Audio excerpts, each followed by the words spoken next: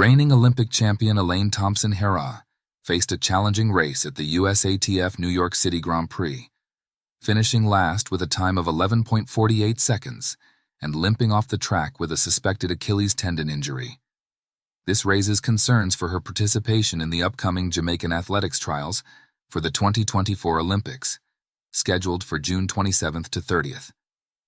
While Thompson-Herah may be eligible for an exemption from the trials due to her status and past contributions, her recent injury might jeopardize her chances of competing. If she is unable to participate, the Late Athlete Replacement (LAR) rules would allow for a substitute to take her place, ensuring a fair and systematic process. Thompson-Herah's illustrious career has seen her aim to join fellow Jamaican Usain Bolt as the only athletes to win 3 straight Olympic gold medals in both the 100 and 200 meters. I wish her a speedy recovery and hope to see her back on the track soon.